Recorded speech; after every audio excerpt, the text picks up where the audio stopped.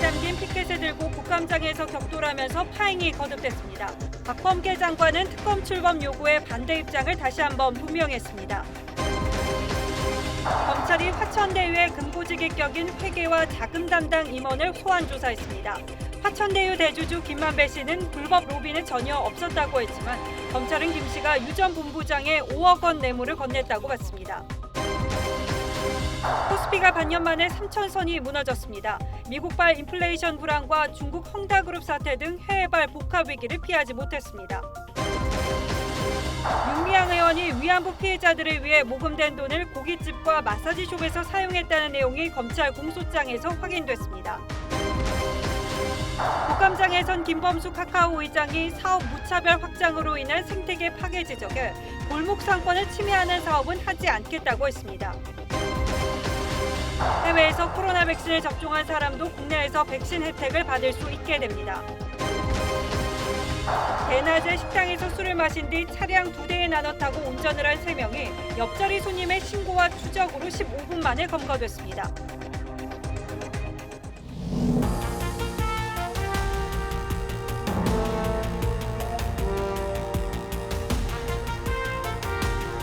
시청자 여러분 안녕하십니까? 뉴스9의 신동욱입니다. 지난 금요일 시작된 국정감사가 오늘 12개 상임위에서 본격적으로 진행되면서 사실상 대선 국감에 돌입했습니다. 거의 대다수 국감장에선 이번 대선 전국의 핵으로 떠오른 대장동 특혜 의혹을 두고 여야가 거세게 충돌했습니다. 피켓을 설치하는 문제부터 여야 양측이 기싸움을 벌이면서 고성과 막말로 시작된 국감 첫 소식을 박성재 기자가 보도합니다. 환노위 국감장은 특검을 거부하는 자가 범인이란 팻말을 두고 시작부터 설전이 벌어졌습니다. 지금 붙여놓은 이런 것들은 떼고 그리고 국정감사를 진행하는 것이 좋죠. 한노위에서도 이렇게 했어요. 저기 계시는 장관님도 이거 붙이고 있었다고. 산자위 회의도 피켓 공방으로 20분 만에 정회되자 정의당이 즉석에서 일합시다란 메시지를 내걸었습니다.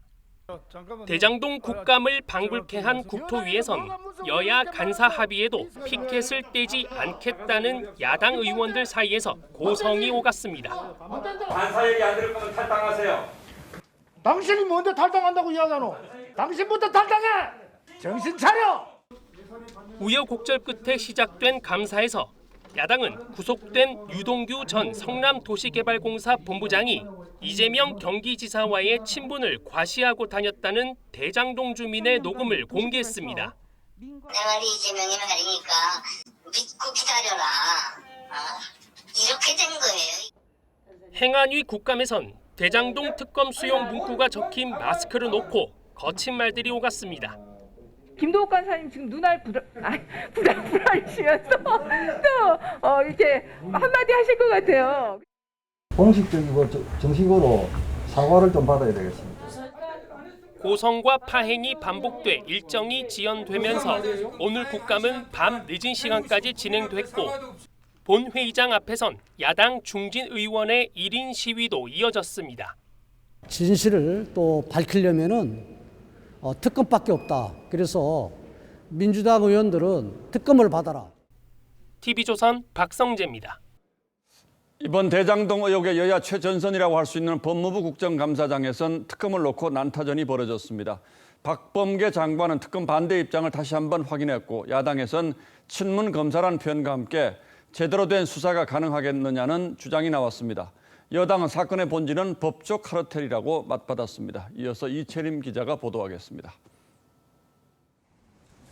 야당은 검찰 대장동 수사팀이 시키는 대로 하는 검사들로 채워져 있다며 꼬리 자르기 수사가 될 수 있다고 지적했습니다. 수사팀 전부 친문 검사들로 다 구성돼 있어요. 결국은 오히려 꼬리 자르기 수사를 하는 거 아니야. 박범계 장관은 경력으로 수사팀의 공정성이 의심받을 필요는 없다면서 야당의 특검 요구를 또 거부했습니다. 특검을 임명하고 또 수사팀을 짜고 또 수사를 개시하고 하는 그 과정들이 굉장히 오래 걸립니다. 하지만 박 장관은 야당 시절이던 2013년 국정원 댓글 수사가 늦어진다며 중립성과 독립성을 위해서라도 특검을 해야 한다고 주장한 바 있습니다. 경찰청 국감에서 김창룡 경찰청장은 늑장 수사 지적에 대해 잘못을 인정했습니다. 권력 눈치 보기 이제 전혀 이야기도 수사를 못하고 묵살하고 있다가 병증만 올리고 있어요.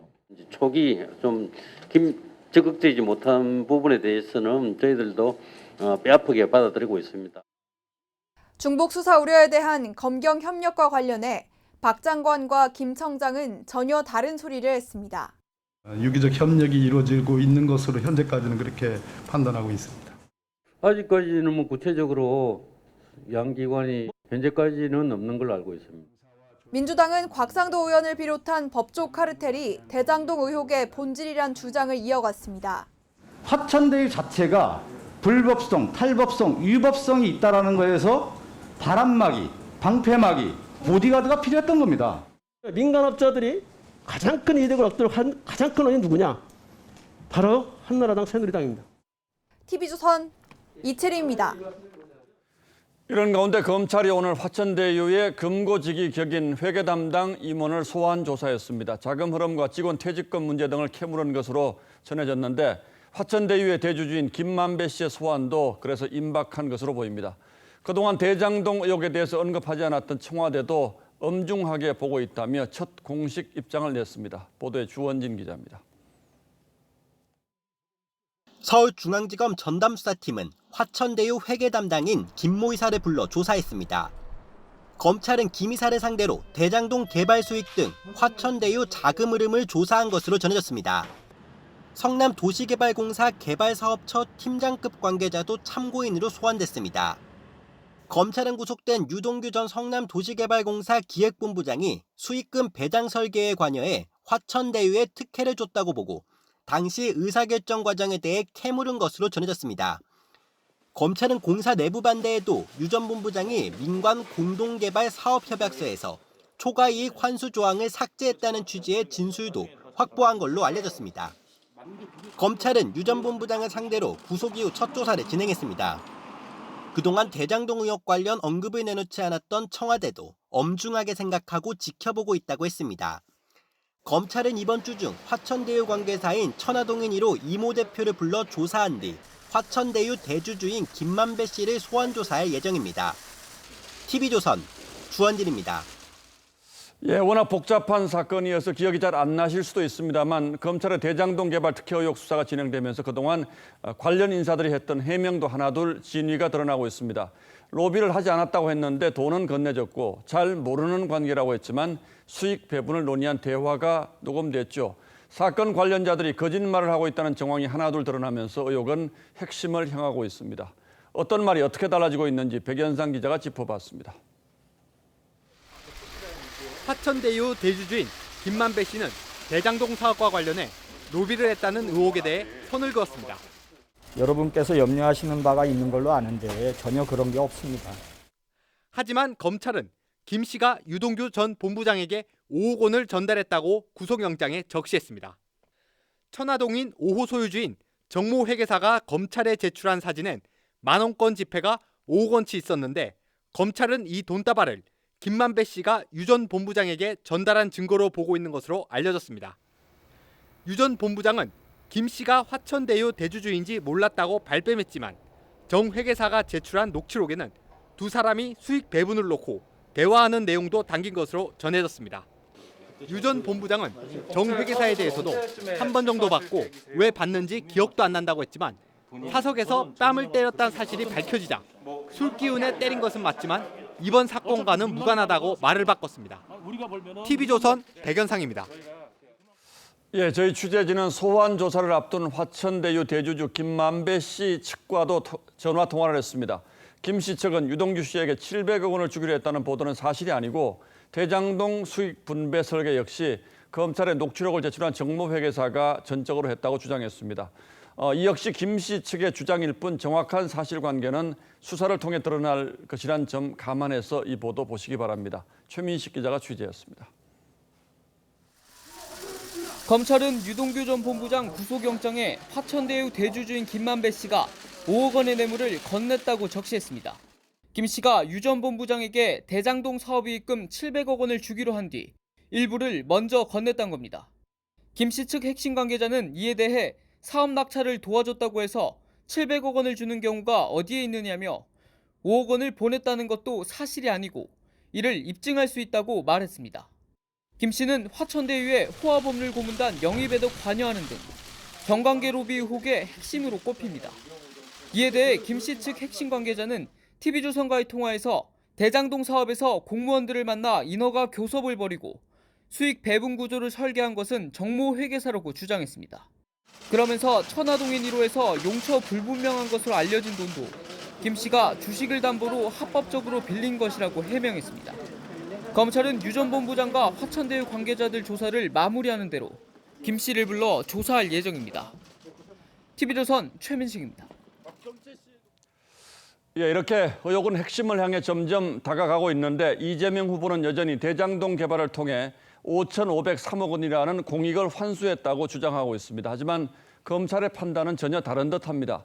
성남시에 돌아갔어야 할 수천억 원이 화천대유 측에 지급됐다고 보고 있습니다. 어떤 점에서 어떤 차이가 나는지 지금부터 따져보겠습니다. 자, 최원희 기자, 양측이 보는 성남시 이득에게는 어떤 차이가 있습니까? 먼저 이재명 후보 같은 경우에는요. 공원 조성 등을 포함해서 이 성남시 사업 이득액이 5,503억 원이라고 주장하고 있습니다. 하지만 검찰은 성남도시개발공사가 배당받은 액수인 1,830억 원에 주목하고 있습니다. 공원, 터널 같은 개발 사업에서 어차피 해야 할 사업들에 투입된 비용을 이득에 포함할지는 좀 다툼의 여지가 있다는 겁니다.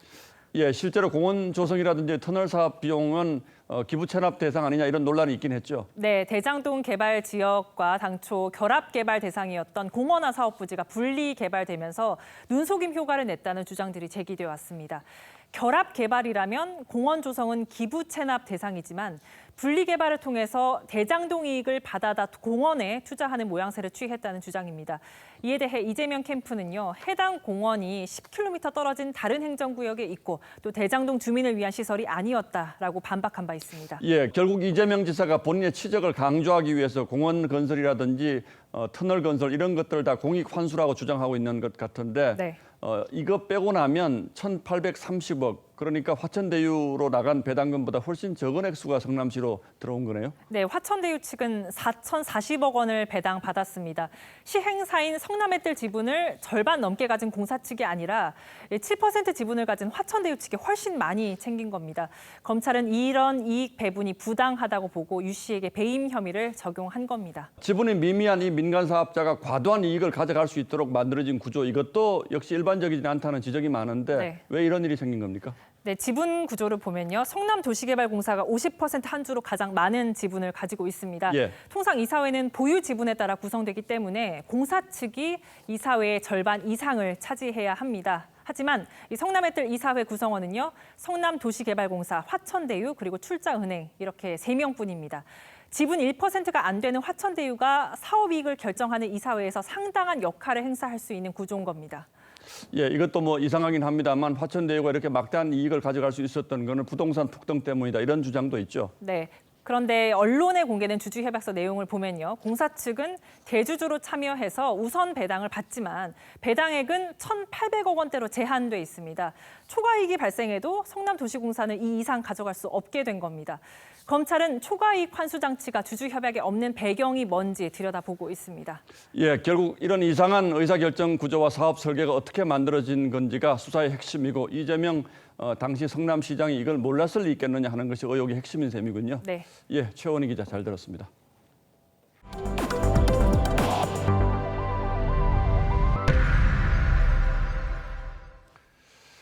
이재명 후보의 측근으로 알려진 유동규 씨가 구속되면서 당내 경쟁자인 이낙연 후보도 더 선명하게 각을 세우기 시작했습니다.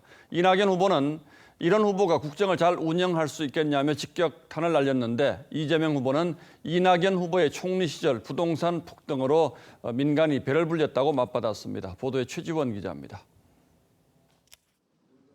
이낙연 후보는 측근의 비리가 최종 지휘권자의 책임이 될 수밖에 없다며 이재명 후보의 대통령 자격을 문제 삼았습니다. 민주당 1위 후보의 측근이 구속됐습니다. 그런 인사와 행정을 했던 후보가 국정을 잘 운영할 수 있겠습니까? 이재명 후보가 한 전 직원이 뇌물을 받으면 대통령이 사퇴하냐고 주장한 데 대해서도 비유할 만한 것인지 국민이 판단할 것이라고 강조했습니다. 오후에 열린 TV토론에선 두 후보가 지난 토론보다 더 강하게 대립했습니다. 이재명 후보는 이낙연 후보가 공직을 맡았을 때도 사고가 많았다고 공격했습니다. 후보님도 전남지사 하시고 뭐 국회의원 하시고 총리 하실 때 그 휴하에 얼마나 많은 사고가 납니까? 저는 이재명 후보처럼 그렇게 하지는 않았어요. 훨씬 더 깊게 사과를 드렸고요. 저는 경도 사건 보니까 전혀 제가 다른 아닌데. 분한테 특히 민간업자들이 많은 이득을 본 건 이낙연 총리 시절 집값이 오른 탓이라고 역공했습니다. 이 총리 하시는 동안에 집값이 폭등을 해가지고 그것 때문에 개발업자들 이익이 3, 4천억씩 늘어난 거예요. 하지만 김경률 회계사는 대장동이 분양되던 2016년엔 집값이 본격적으로 오르기 전이었고 민관 합동 분양으로 분양가 상한제를 피하는 바람에 수익이 커졌다고 지적했습니다. TV조선 최주원입니다. 국민의힘은 내일부터 대선 후보 8명을 4명으로 압축하는 2차 컷오프 여론조사와 당원 투표를 진행합니다. 윤석열, 홍준표, 유승민 후보의 통과가 유력한 상황에서 마지막 한 자리를 두고 최재형, 황교안, 원희룡 후보 등이 피말리는 싸움을 하고 있습니다. 누가 좀 더 유리한 상황인지 이태희 기자가 분석했습니다. 미담 제조기로 입당 전 관심을 끌었던 최재형 후보는 2%대로 떨어진 지지율에 고전하며 상속세 폐지, 가덕도공항 전면 재검토 등 공약으로 차별화에 나섰습니다. 1차에서 컷오프된 장기표 후보와도 손을 잡았습니다. 정치 개혁에 같은 길을 가기로 해주신 것이 저희 경선에 많은 도움이 될 것이라고. 황교안 후보는 부정선거 진상규명 운동을 통한 강성 보수층 결집에 나서면서 부정선거론을 일축해온 하태경 후보와는 토론 때마다 충돌하고 있습니다. 댓글이 7천여 건 달린 건 보셨죠? 그래서 보셨습니까? 그 못 보셨습니까? 우물 속에서 바깥 세상을 보지 못하고 글쎄. 원희룡 후보는 이른바 대장동 의혹 저격수를 자처하며 4강에 들면 한 달 안에 판세를 뒤집겠다는 자신감을 내비치고 있습니다. 뒤집을 자신이 있다. 충분히 있습니다. 제가 제주도지사를 해봤고 그러니까 제 눈에는 환히 다 보입니다. 최근 여론조사를 보면 4위에서 7위까지 후보들 지지율 격차는 1에서 2%대로 모두 오차 범위 이내입니다. 1차 컷오프 때보다 당원 투표 반영 비율이 10%포인트 늘어난 가운데 후보들 모두 전통적 지지층을 겨냥한 메시지를 확대하는 모습입니다. TV조선 이태희입니다. 정의기억연대 후원금과 보조금을 횡령했다는 의혹으로 기소된 윤미향 의원의 구체적인 기소 내용이 재판 1년 만에 공개됐습니다. 그런데 그 내용이 사뭇 충격적입니다. 갈비를 뜯고 발 마사지를 받고 과태료 세금은 물론 딸 계좌로 송금된 이력까지 세세히 담겨 있습니다. 할머니들을 위해서 모금된 돈을 윤 의원이 개인 돈처럼 217차례나 쓴 정황이 고스란히 드러난 겁니다. 윤 의원은 과거 개인 계좌로 후원금을 받은 건 사실이지만 부정한 사용은 없었다고 해명한 바 있는데 검찰 공소장 내용은 완전히 달랐습니다. 김보건 기자가 그 핵심 내용들을 정리했습니다. 충분히 소명을 했고요. 윤미향 의원 공소장에 첨부된 37장 분량의 범죄 일람표입니다. 정대협 대표와 정의연 이사장을 지내며 1억 원을 횡령한 혐의와 관련해 지난 10년간 돈 쓴 내역이 적시돼 있습니다. 2013년 6월엔 홈쇼핑, 2015년 1월과 2월엔 요가 강사비, 7월엔 발 마사지로 후원금을 썼습니다. 갈비집이나 돼지고기집 등 음식점 상호도 빈번하게 등장합니다. 윤 의원은 행사 경비를 비롯한 공적 업무 또는 복리 후생 비용이라며 확정되지 않은 검찰의 공소 사실을 범죄로 단정짓지 말라고 주장했습니다. 여전히 공소 사실 부인하시나요?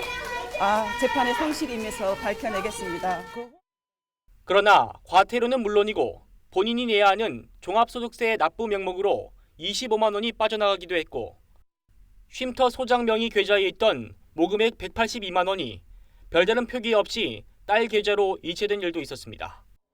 위안부 할머니들을 이용했다는 의혹을 받는 윤 의원의 범죄 혐의에 국민적 관심이 컸지만 법무부는 공정한 재판을 받을 권리라며 공소장 공개를 1년 넘게 거부해왔습니다. 그러다 기소 11개월 만인 지난 8월 첫 공판이 열렸고 이번 국감에서 공소장 일부인 범죄 일람표를 국회에 제출했습니다. TV조선 김보건입니다.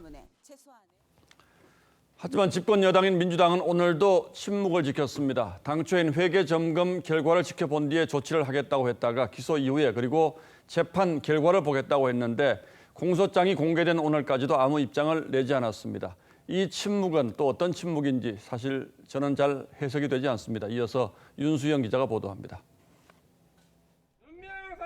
지난해 5월 정의연 회계부정 의혹이 제기된 후 민주당은 여가부 등 감독기관 조치를 보고 윤미향 의원에 대해 조치하겠다고 했습니다. 글쎄요, 그게 오랜 시간 걸리지 않을 것 같은데요. 예. 그러다 윤 의원이 해명 기자회견을 열자 의혹이 소명됐다는 태도로 돌아섰습니다. 나름대로 본인은 뭐 열심히 그리고 최선을 다해서 소명을 한 것으로 알고 있는데요. 검찰이 지난해 9월 횡령과 배임, 사기 등 8개 혐의로 윤 의원을 재판에 넘기자 또다시 법원의 판단을 기다리겠다며 조치를 미뤘습니다. 이후 윤 의원은 길원옥 할머니 생일을 축하한다며 코로나 3차 대유행 도중 길할머니 본인도 참석하지 않은 노마스크 와인 파티를 열었고 지난 8월엔 위안부 단체의 명예훼손을 막는 셀프 보호법 발의에 참여했다가 철회하기도 했습니다. 국민권익위로부터 부동산 명의신탁 의혹도 지적받았지만 민주당은 출당 조치로 의원직을 유지할 수 있게 했습니다. 국민의힘은 윤미향이 있어야 할 곳은 국회가 아니라 구치소라고 비판했고 야권 대선 주자들도 부친의 농지법 위반 의혹만으로 의원직에서 물러난 윤희숙 전 의원과 비교하며 사퇴를 요구했습니다. 정의당도 후원자들에게 큰 상처를 줬다며 국회 차원의 징계를 요구했습니다. TV조선 윤수영입니다. 오늘 국정감사에는 온라인 플랫폼 기업 대표들도 모습을 드러냈는데요. 이 플랫폼 기업의 골목상권 침해와 과다 수수료 지적에 카카오 김범수 의장을 시작으로 차례로 고개를 숙였습니다. 김 의장은 골목상권을 침해하는 사업은 하지 않겠다면서 개인 소유 회사의 사회적 기업 전환도 약속했습니다. 이상배 기자입니다. 국회 정무위원회 국정감사에 출석한 김범수 카카오 의장. 미용실, 꽃배달 등 이른바 골목상권 침해 논란과 가족회사 의혹을 받고 있는 K큐브 홀딩스에 대한 위원들의 지적이 쏟아졌습니다. 동네 미용실에 카카오를 통해서 예약받아서 오는 사람들한테 수수료 25% 떼가는 게 카카오가 해야 될 일입니까? 가족끼리 그냥 돈놀이하는 모습, 놀이터 같아요. 우리나라 대표적 플랫폼 기업의 지주회사를 이렇게 막 해서 되는 겁니까? 김 의장은 지적을 받아온 사업에 대한 완전 철수와 빠른 상생안을 약속했습니다. 골목상권은 저희는 절대로 침해한 사업엔 진출하지 않을 거고요. 오히려 골목상권을 도와줄 수 있는 방법을 숙박 예약 플랫폼 야놀자에 대해선 과도한 광고비와 고객 정보 유출 등의 문제가 집중적으로 거론됐습니다. 깊게 생각하지 못하고 이 산업을 한번 혁신해 보겠다고 시작을 한 건데 말씀 주신 사항 고려해서 충분히 검토해서 시정해 보겠습니다. 정부는 플랫폼 사업자의 독점력 남용 행위에 대해 엄정 대응 방침을 밝혔습니다. 이 불공정한 이슈에 대해서는 저희들이 발견되면 엄정하게 제지하겠습니다. 강한승 쿠팡 대표이사는 건강상의 이유로 국정감사에 불출석했습니다. TV조선 이상배입니다.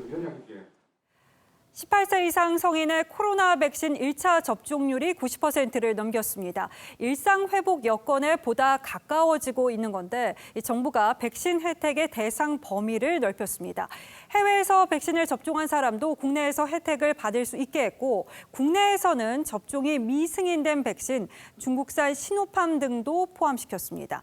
오늘 하루 확진자는 연휴 영향으로 1,500명대로 집계됐지만 내일 집계 상황은 다를 것으로 전망됐습니다. 서영일 기자입니다. 서울 노원구의 식당. 테이블 위에 접종 완료자가 포함됐다는 안내 피켓이 놓여 있습니다. QR코드 밑에 백신 접종 상태가 있습니다. 그래서 그걸 확인을 하고 인원을 더 받고 있습니다. 모레부턴 해외 접종자도 사적 모임 인원 제한 등 접종 완료 혜택을 받습니다.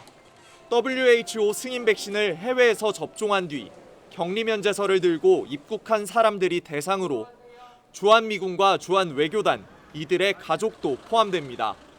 10월 7일부터 쿠브 등을 통해 접종 이력 확인이 가능해지며 국내에서의 접종자와 동일하게 각종 방역 수칙의 예외를 적용받으. 최근 분석에서 미접종 확진자는 접종 완료자에 비해 중증화와 사망 위험이 최대 4배 더 높았습니다. 위드 코로나의 핵심적인 지표가 접종률이란 것이 재입증된 셈입니다. 정부는 성인의 1차 접종률이 90%를 넘었고 오늘부터 청소년 접종과 부스터샷 예약이 시작되는 만큼 일상 회복 단계를 밟아 나갈 계획입니다. 미접종자에 대한 또 다른 차별이나 소외가 발생하지 않도록 하는 것도 매우 중요합니다.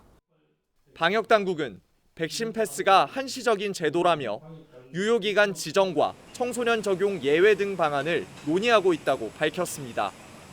TV조선 서영일입니다. 오늘 새벽 서울 종로에서 갑자기 전봇대가 부러져서 700여 세대가 정전되고 차 2대가 부서졌습니다. 이 전봇대가 왜 부러졌는지 한국전력 측이 아직 정확한 원인을 찾지 못하고 있어서 저희 취재진이 전문가 문의를 해봤는데 이 재료적 결함이 의심된다는 소견이 나왔습니다. 안윤경 기자가 취재했습니다. 주택이 밀집한 서울 종로의 한 골목길. 굵은 전봇대가 바닥에 쓰러지고 전선이 어지럽게 엉켰습니다. 전봇대 3개가 부러진 건 새벽 1시쯤.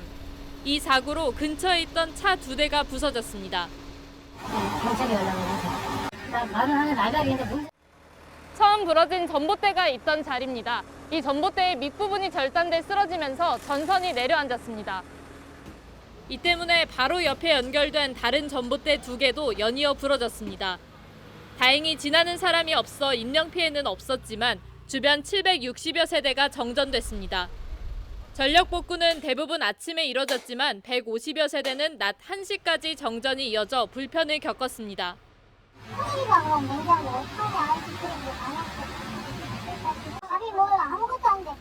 사고 전봇대는 2005년 이전 세워졌습니다.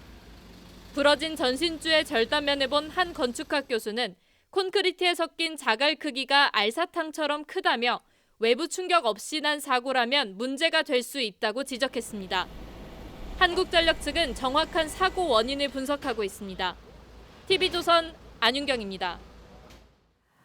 대낮 서울 강남에서 음주운전을 하던 30대 남녀가 붙잡혔습니다. 이들은 식당에서 술을 나눠 마신 뒤 운전대를 잡았는데 옆자리 손님의 신고와 추적으로 15분 만에 검거됐습니다. 신경희 기자가 보도합니다. 여성 2명이 식당에서 걸어 나오고 뒤이어 남성 1명이 따라와 주차된 차로 향합니다. 이때 시간은 오후 3시 10분쯤. 식사와 함께 술을 마시고 나온 남녀 3명은 음식점 바로 앞 이곳에서 태연하게 차에 올라탔습니다. 이들은 식당에서 소주 4병과 맥주 2병을 마셨는데 바로 운전을 한 겁니다. 옆자리에서 이를 지켜본 손님들이 경찰에 신고한 뒤 차를 몰고 따라갔습니다. 음주운전 차량들은 추격을 눈치챈 듯 갑자기 방향을 바꾸는가 하면 좁은 골목길로 내달리기도 했습니다. 차가 좀 인지를 한 것 같더라고요. 그래서 막 골목길 같은 데로.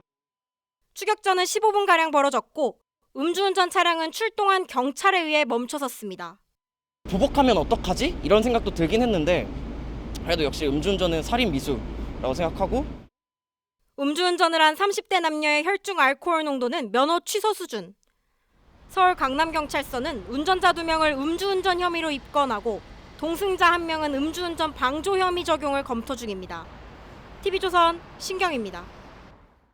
이 수류탄을 발사하는 유탄 발사기라는 무기 아시는 분 있을 겁니다. 우리 군은 국내 업체가 생산한 K4 기관총을 사용하고 있는데 어찌된 일인지 사격 도중에 내부 폭발로 장병들이 부상하는 일이 이어지고 있습니다. 그런데도 군 당국은 구조적 원인을 파악하지 못했다면서 탄피 주머니만 달아서 사용하도록 하고 있습니다. 윤동빈 기자의 보도입니다. 5cm 두께의 강철 장갑차도 관통할 수 있는 살상 반경 10m의 유탄이 사격장 비탈면을 명중시키며 먼지 바람을 일으킵니다. 국내 기업인 S&T 모티브가 생산하고 있는 K4 고속 유탄 기관총으로 보병부대 화력 지원용인 필수 무기입니다. 그런데 이 기관총에서 안전사고가 끊이지 않고 있습니다. 작년 10월 해병대 포항 사격장에서 유탄이 기관총 안에서 터지며 장병이 중상을 입는 등 작년에 2건, 2017년 3건의 사고가 발생했습니다. 군은 노릿의 뭉치가 유탄을 완전히 장착시키지 않은 상태에서 공이가 뇌관을 때려 일어난 사고로 추정할 뿐 구조적 원인을 찾지 못했습니다. 그러자 군은 탄피 주머니를 달아 일선 부대가 계속 사용하도록 했는데 장병 안전을 도외시한 조치란 비판이 나옵니다. 장병의 안전과 직결되는 문제를 미봉책으로 덮어서는 안 됩니다. 미군은 K4 기관총의 원모델인 MK19 기관총 내부 폭발 사고가 이어지자 아예 MK47 기관총으로 교체한 바 있습니다. 육군과 해병대는 사고가 계속 발생할 경우 방사청에 원인 분석을 의뢰해 사고 방지 대책을 요구하겠다고 밝혔습니다. TV조선 윤동빈입니다. 인삼 가격이 절반 아래로 뚝 떨어지면서 수확을 포기하는 농민이 속출하고 있습니다. 5년 이상 키운 다 자란 인삼을 불태우고 트랙터로 갈아엎기도 합니다. 이렇게 농작물을 폐기 처분하는 게 어제 오늘 일도 아닌데 왜 이런 일이 매년 반복되는지 해결책은 없는지 여기에 오늘 포커스를 맞췄습니다. 인삼에 휘발유를 뿌리고 불을 붙이는 농민들. 정부는 인삼 비축 자금제도 마련하라! 마련하라! 다 자란 인삼밭을 트랙터로 갈아엎습니다. 수확할 것도 없는 데가 조금씩 있는 것마저 폭락이 돼서 아주 정말 죽을 지경입니다. 6년 가까이 공들인 농사지만 인삼값이 절반 아래로 뚝 떨어지면서 인건비조차 건질 수 없는 상황에 놓이자 수확을 포기한 겁니다. 올해 같은 경우는 3천만 원 투입했어도 한 3천만 원 본전 찾기가 힘들어요. 너무나 상황이 안 좋아요. 인삼뿐이 아니죠. 가격 폭락 때문에 다 자란 배추를 폐기하고 양파와 마늘 수확을 포기하는 일도 비일비재합니다. 이렇게 매년 농작물 폐기가 반복되는 이유는 뭘까?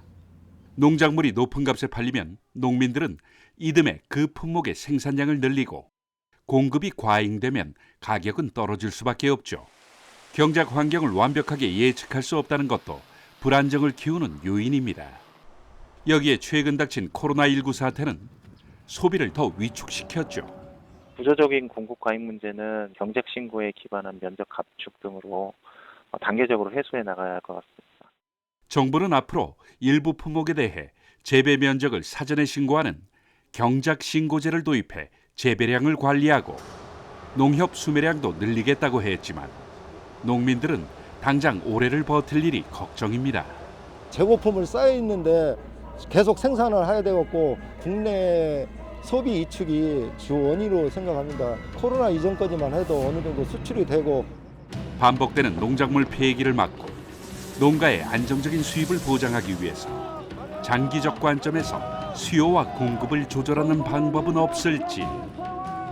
뉴스나인 포커스였습니다. 주식시장이 불안합니다. 반년 만에 코스피 3000선이 무너졌습니다.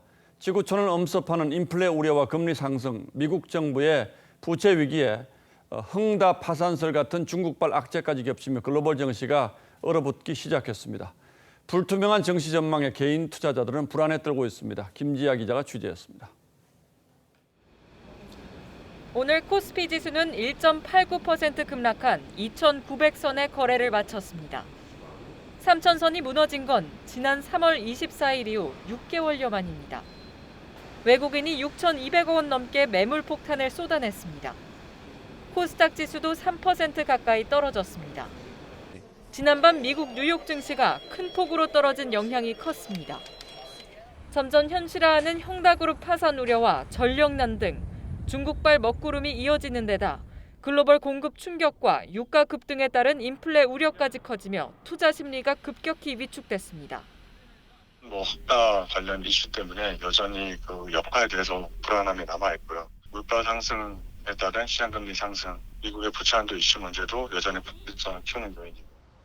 헝다 사태 이후에도 2조 원대 순매수를 이어가던 국내 개인 투자자들도 지쳐가고 있습니다. 개인 투자자가 주식 거래를 위해 증권사에 맡긴 예탁금은 지난 5월 78조 원에 이르며 사상 최대치를 기록했지만 넉 달 새 12%나 줄었습니다. 관건은 오는 8일 발표될 미국 고용 지표로 보입니다. 고용 개선 속도가 예상보다 느리면 미국 연준이 돈줄 재는 속도를 늦추면서 당분간 눈치 보기 장세가 이어질 수 있다는 관측이 시장에서 나옵니다. TV조선 김자입니다. 정부가 추진 중인 3기 신도시 중 한 곳의 주민들이 요즘 크게 반발하고 있습니다. 창릉지구 인근에 최근 공공주택지구가 지정됐는데 사실은 레미콘, 고물상 등이 우르르 옮겨오기 때문입니다. 주택 용지로 알았다가 환경오염과 교통체증만 떠안게 됐다는 게 주민들의 불만인데 왜 이런 문제가 생겼는지 지선호 기자가 현장을 직접 찾아가 봤습니다. 지난달 초 고양시가 낸 공공주택지구 지정 공고문입니다. 창릉지구 내 기업 이전을 위한 목적이라는 단서가 달려 있습니다. 자세히 보니까는 창릉지구 내에 있는 기피시설, 내미콘 공장이나 고물상 등 이런 것들이 전부 다 합쳐서 들어오는 이게 뭐냐? 말도 안 되는 얘기 아니냐? 창릉지구에 난립한 레미콘 공장 3곳과 폐지 등 폐기물 수거 업체를 비롯 소규모 업체 등을 이곳으로 옮긴다는 게 당국의 방침. 공공주택지구를 주택 용지로만 알고 있던 주민들은 비산 먼지나 교통체증이 일상화될 거라며 크게 반발하고 있습니다. 레미콘 공장이 들어온다 그러면 그 세면 안 좋은 그런 가루가 동네로 날리면은 우리 세대는 지켰어요. 우리 다음 세대들은 다 병들어 죽는 거예요.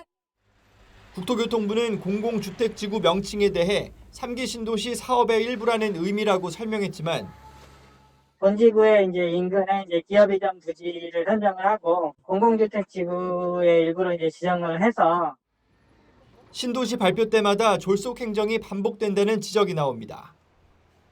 그때마다 개발 예정 지구를 지정할 게 아니라 마스터 플랜을 짤 수 있도록 토지 비축 제도 등 장기적 계획 마련이 필요합니다. 국토부는 의견 수렴과 주민 설명회 등을 통해 협의를 더 진행하겠다고 밝혔습니다. TV조선 지선호입니다. 문제가 또 있습니다. 정부가 짓겠다고 약속하고도 아직 착공조차 하지 않은 공공주택이 10만 5천 가구나 되는 것으로 나타났습니다. 사전 청약을 시작한 3기 신도시 역시 토지 보상을 끝낸 지구는 아직 한 곳도 없어서 정부가 약속한 주택 공급 확대가 아직은 말잔치에 머물고 있다는 사실이 확인됐습니다. 김연아 기자가 더 자세히 설명하겠습니다. 서울 거여동의 택지개발 사업지구. 행복주택 998가구 공급을 목표로 2015년 사업이 승인됐는데 첫 삽도 뜨지 못한 채 지난달 계획이 취소됐습니다. 사업 시행권을 둘러싼 LH와 SH의 갈등이 풀리지 않아 6년간 사업이 지체된 탓입니다. SH가 그러면 땅 부지 조성을 하고 그래야 LH가 가서 주택을 건설하는데 주택 건설도 SH가 하게 해달라. 그렇게 요청을 하면서 진도가 안 나가는 거죠. 정부가 신규 택지로 지정하고 아파트 공급을 약속했지만 아직 착공조차 되지 않은 공공주택은 총 10만 5,200가구. 6년 이상 착공이 미뤄진 채 방치된 곳도 2만 1,000여 가구로 전체의 20%에 달합니다. 2018년과 2019년 발표된 3기 신도시 5곳도 토지 보상이 마무리되지 않은 상황. 2024년부터 입주를 추진하겠다는 정부의 구상도 차질을 빚을 것으로 보입니다.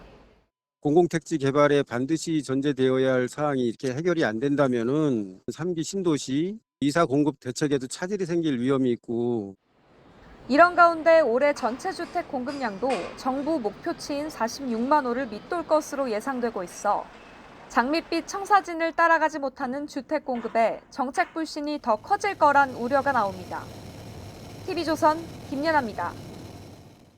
전 세계적 인기를 끌고 있는 드라마 오징어 게임의 황동혁 감독을 화상으로 만났습니다. 이 황 감독은 촬영하면서 빠진 치아도 치료하지 못할 정도로 바쁘지만 인기를 실감할 수 있어서 행복하다고 했습니다. 최윤정 기자입니다.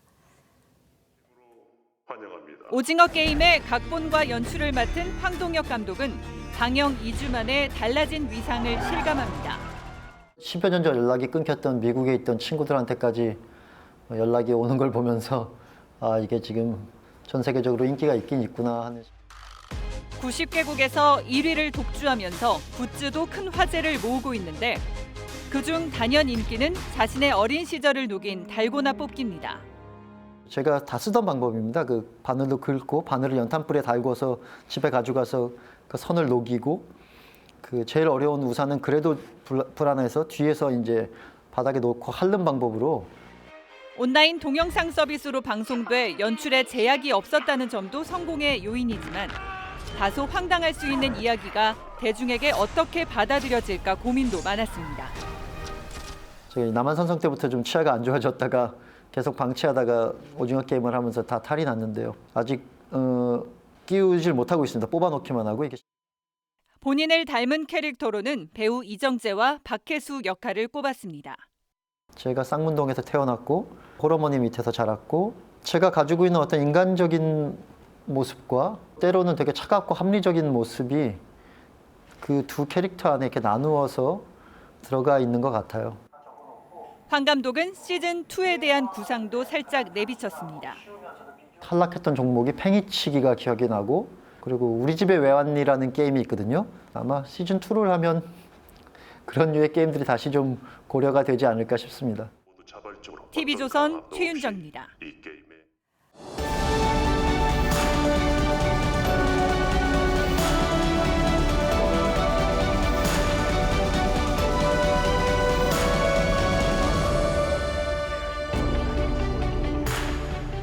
걸작 스릴러 사이코는 주인공이 4만 달러를 훔쳐서 달아나는 이야기로 시작합니다. 그런데 그녀가 살인마의 모텔에 투숙한 뒤로는 돈 봉투가 등장하지 않습니다. 줄거리와 상관없는 장치로 관객의 주의를 분산시키는 일종의 속임수죠. 이 비슷한 수법이 훈제 청어 오류입니다. 19세기 영국의 도망자들이 냄새가 지독한 훈제청어로 사냥개들을 교란시켜 추격을 따돌린 데서 유래한 말이라고 합니다. 논쟁의 핵심에서 벗어난 말로 논점을 흐리는 논점 일탈 오류를 가리킵니다. 휴대전화 도청 문제에 대해서 어떻게 지금 파악을 하고 있는지. 비밀사항은 저희들이 유무선으로 통하지 않습니다. 간첩 혐의자를 왜 사면해 줬느냐고 묻는데 주민등록증 발급을 위해서라고 했던 어느 법무장관의 동문서답도 전형적인 논점 일탈입니다. 김영삼 전 대통령이 대통령 되실 때 무슨 꿈 꾸셨느냐는 초등학생의 질문에 나는 숙면을 해서 꿈을 잘 안 꾼다고 한 일화도 유명하죠. 노벨이 화약 발명 설계를 했다고 해서 알카에다의 9.11 테러를 설계한 것이 될 수는 없습니다. 자신이 설계한 대장동 사업은 성남시 이익을 확보하는 것이고 민간업자들의 이익 설계는 그들 내부의 일이라고 주장하느라 자신을 노벨에 비유했습니다. 생각 없이 얼핏 들으면 그럴듯합니다만 대체 9.11 테러가 폭약과 무슨 상관이 있습니까? 이 지사는 이런 논리도 폈죠. 한 전 직원이 그 뇌물 받고 부정행위하면 대통령이 사퇴합니까? 10년 넘게 이런저런 인연으로 얽혀 대장동 사업에서 절대적인 실권을 휘둘렀던 유동규 전 본부장과의 관계가 한 공기업 직원과 대통령 관계만큼 멀다는 얘기인지 되물을 수밖에 없습니다. 그러면서 또 국민이 느끼는 박탈감에 대해서는 정치인의 한 사람으로서 깊은 유감이라고 했습니다. 이 현란한 아웃복싱의 현기증이 날 지경인데 어디 저만 그렇겠습니까? 최종 결정권자이자 결재권자가 민간의 천문학적인 수익 구조에 대해서는 아는 바 없다고 하는 게 상식에 맞는 얘기인지 모르겠습니다. 설사 몰랐다 해도 이게 어디 한 정치인의 유감점으로 넘어갈 일은 아닌 듯 싶습니다. 때문에 과거 조국 사태와 윤미향 의원 사건을 다시 돌아보지 않을 수 없습니다. 최소한의 염치는커녕 동문서답에 성동격서로 국민들의 속을 뒤집어 놓았던 바로 그 사건들 말입니다. 그 의혹들이 공소장에서 재판에서 하나하나 드러나고 있는데도 지금껏 진정 어린 사과 한마디 없었죠. 국민을 훈제청어나 쫓아가는 사냥개점으로 여기지 않고서는 이렇게 말할 수는 없을 겁니다. 상식과 좀 원칙에 따라서 좀 얘기하시면 좋겠다. 10월 5일 앵커의 시선은 노벨과 알카에다였습니다.